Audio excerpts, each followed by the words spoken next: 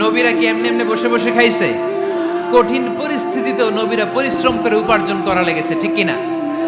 সাইয়েদনা মারিয়াম আলাইহিস সালাম, যার নামে আল্লাহ তাআলা কোরআনে একটা সূরা দিলেন,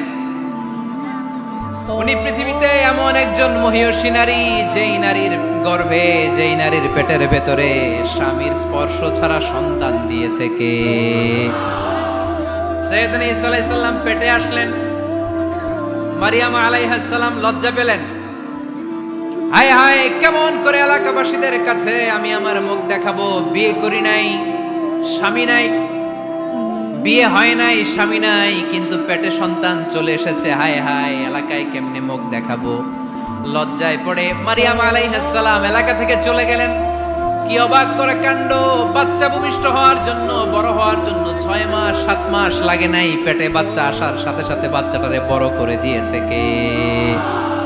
সাইয়েদাতুনা মারিয়াম আলাইহিস সালাম এবার বসে বললেন, বুঝতে আরম্ভ করলেন প্রেগন্যান্সির পেইন উঠেছে।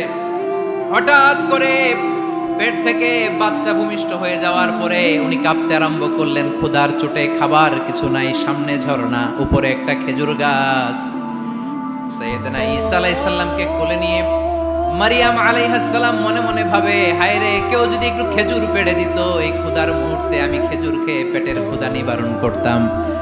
রব্বুল আলামিন মারিয়ামকে উদ্দেশ্য করে আয়াত নাজিল করে দিলেন, ওয়া হুজ্জি ইলাইকি বিজিযইন নাখলাতি তুসাকিত আলাইকি রুতাবান জানিয়া। কোরআন সাক্ষী, হুজ্জি ইলাইকি বিজিযইন নাখলা, এর মানে হচ্ছে মারিয়াম, কেউ পেড়ে দিবে না, একটু কষ্ট করে হাতটা উঁচু করে খেজুরের ডালা ধরে ঝাঁকুনি মারো, টসটসে কাঁচা পাকা খেজুর নিচের দিকে পড়বে, তারপর তুমি তুলে খাবে। সুবহানাল্লাহ পড়েন।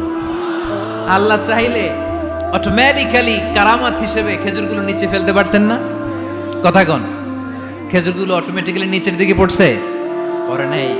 আল্লাহ শিক্ষা দিয়েছে, যেই পরিস্থিতিতে থাকো না কেন, তোমাকে শ্রম ব্যয় করে, কষ্ট করে তোমার উপার্জন করতে হবে, রিজিকের বন্দোবস্ত করতে হবে। চিল্লায় বলেন ঠিক কিনা?